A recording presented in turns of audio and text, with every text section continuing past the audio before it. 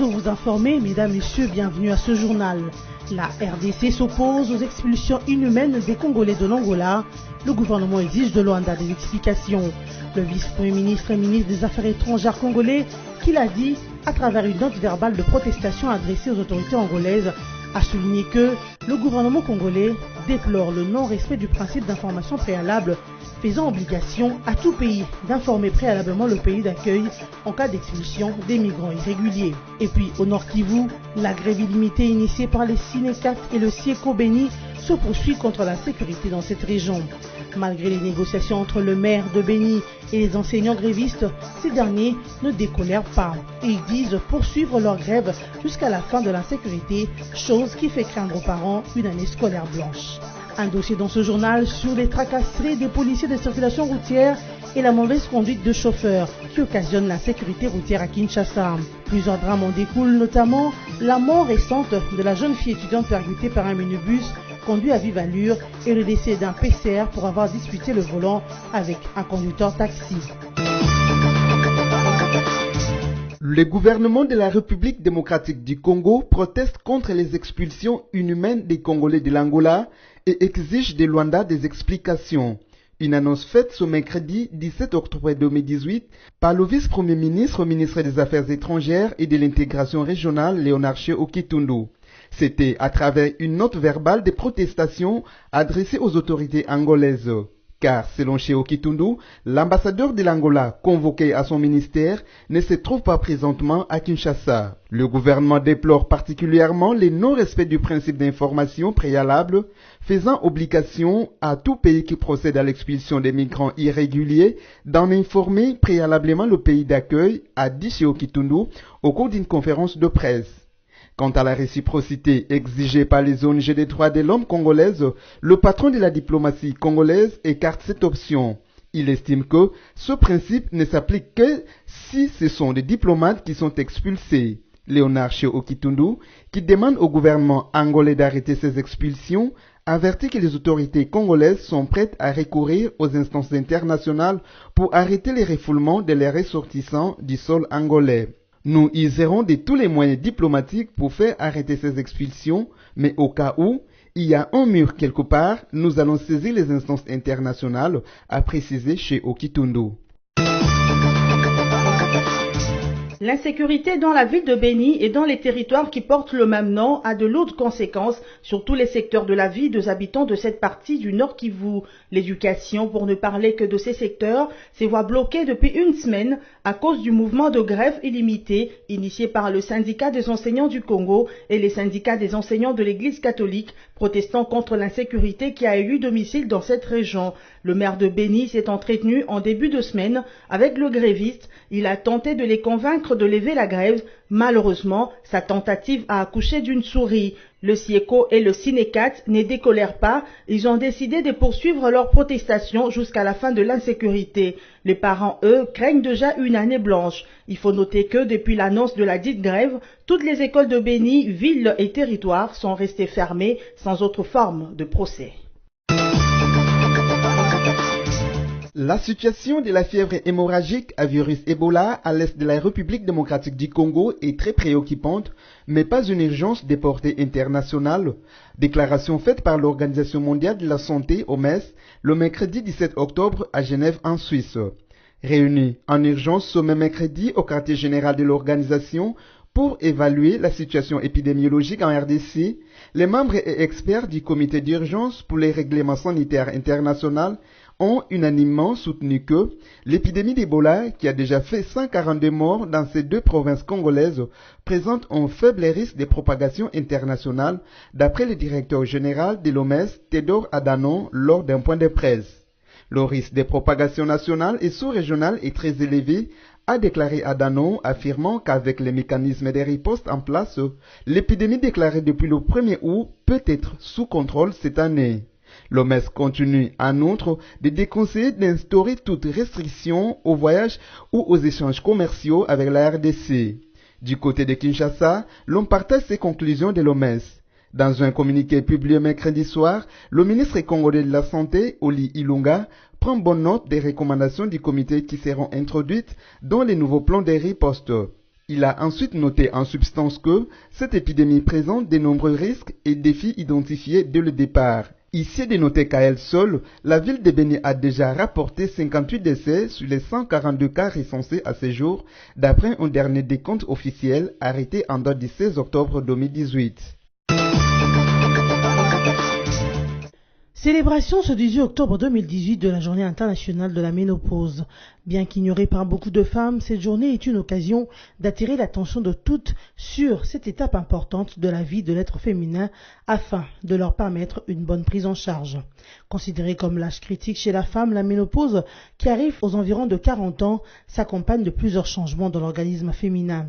De la cessation des règles en passant par la sécheresse vaginale pour aboutir à des fatigues, des buffets de chaleur et des insomnies, la femme doit se préparer à tous ces bouleversements. Selon les spécialistes, pour amorcer cette période avec sérénité, la quadragénaire doit se préparer psychologiquement et physiquement pour mieux y faire face, ce qui sera un moyen de gérer de manière efficace des crises d'humeur qui caractérisent ce stade de la vie. Sachez que pendant la ménopause, la femme devient exposée à de nombreuses maladies telles que la cécité, le cancer du col de l'utérus, les maladies cardiaques, les accidents vasculaires cardiaques, la perte de dents et la diminution des capacités cognitives. Ajoutez à cela la diminution de l'œstrogène, une hormone sexuelle femelle primaire, joue un rôle central dans la reproduction féminine. Cette substance est impliquée également dans le développement du système nerveux central, l'hémostase, du squelette et du système cardiovasculaire. Bien que l'OMS plaide pour une implication des nations dans le but de limiter les incidents et les affections associées à la ménopause, la République démocratique du Congo semble traîner les pas quant à la sensibilisation et l'éducation de la femme congolaise sur la ménopause. À Kinshasa, tous les services s'invitent dans la régulation de la circulation routière. Les éléments de la police nationale congolaise, ceux de la police de circulation routière et même les agents de l'ordre en tenue civile, communément appelés Bureau 2. Hormis les PCR, certains de ces agents se mêlent dans le service qui n'est pas le leur et n'ont aucun autre objectif que de se trouver ce qu'ils appellent Madesuyabana dans le patois quinois, qui veut tout simplement dire trouver de quoi nourrir les enfants. Ils s'en prennent même aux automobilistes en ordre en termes de conduite et des documents. L'insécurité routière à Kinshasa est occasionnée par plusieurs agents de l'ordre comme conducteurs des véhicules. Les PCR, eux aussi malheureusement, d'un côté, s'en prennent violemment aux conducteurs des véhicules taxis au point d'oublier leur rôle de régulation routière pour ne viser que les petites sommes leur données par ces chauffeurs, chose qui occasionne non seulement des embouteillages, mais aussi des accidents. Il y a 3 jours dans la capitale congolaise, soit le 15 octobre dernier, un policier de circulation routière a trouvé la mort sur le boulevard du 30 juin à la hauteur de la gare centrale pendant qu'il disputait le volant avec le chauffeur taxi. Pendant la dispute, le conducteur a voulu tourner son volant et s'en aller. Le PCR a perdu l'équilibre. Il est tombé et sa tête a percuté le macadam. C'était la mort. Cette mauvaise pratique des policiers commis à la circulation routière a été dénoncée plusieurs fois par la population et même les autorités, car elle met en danger la vie de paisibles citoyens, civils comme policiers. En 2015, dans la ville de Lubumbashi, un taximan s'était même immolé pour protester contre les tracasseries policières. De l'autre côté, l'insécurité est aussi causée par les conducteurs eux-mêmes. Certains, à force de se précipiter pour totaliser leur versement journalier, conduisent à vive allure sans craindre le pire. Cette conduite occasionne aussi beaucoup de drames, comme ça a été le cas le 16 octobre 2018, entre 13 et 14 heures, toujours sur le boulevard du 30 juin, à quelques encablures du cimetière de la Gombe. Une jeune étudiante de l'Unikin en 3e gradua, nommée Roberta Makaya, a été percutée par un chauffeur de taxi-bus Toyota Yaris, roulant à vive allure, et elle y a laissé sa vie. Ce conducteur avait le pied sur son accélérateur depuis le point de départ, faisant fi aux réclamations des passagers, ont indiqué les témoins trouvés lors de cet accident. Au regard de ce tableau, tous les usagers de la route, conducteurs, piétons et policiers de circulation routière doivent se conduire dignement.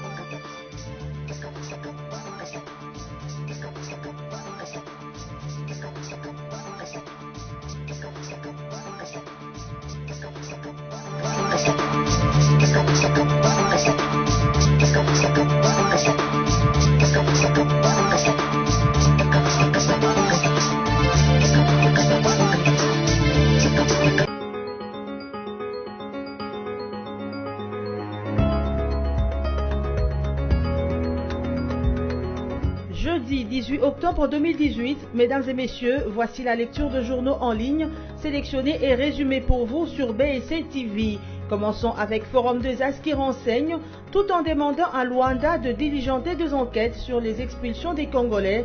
Kinshasa s'interroge sur les motivations des autorités angolaises.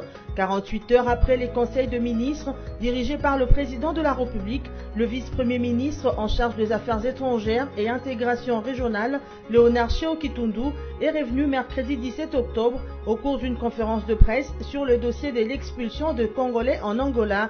Le patron de la diplomatie congolaise s'interroge sur les motivations profondes des autorités angolaises. Ce fut une occasion pour la République démocratique du Congo d'exprimer son indignation tout en exigeant des explications du gouvernement angolais à la suite de traitements inhumains subis par ses ressortissants. Ces pratiques ne cadrent nullement avec les valeurs africaines prônées par les pères de l'indépendance. Le gouvernement congolais invite par ailleurs l'Angola à revenir à l'usage de canaux diplomatiques traditionnels afin de convenir à une solution idoine devant mettre fin à ces pratiques que la RDC qualifie d'indignes, ne reflétant pas les bonnes relations qui unissent les deux pays frères. Le site de la radio Okapi, lui, nous rapporte la réponse de la chef de la MONUSCO aux questions de journalistes posées à l'issue de la conférence de presse hebdomadaire de son institution et titre. Leila Zerougui, je n'ai ni un mandat ni l'intention de me mêler d'une décision sur le processus électoral. Je n'ai ni un mandat ni l'intention de me mêler d'une décision qui ne peut appartenir qu'aux parties prenantes en ce qui concerne le processus électoral, a affirmé Madame Leila Zerougui, représentante spéciale du secrétaire général des Nations Unies en RDC.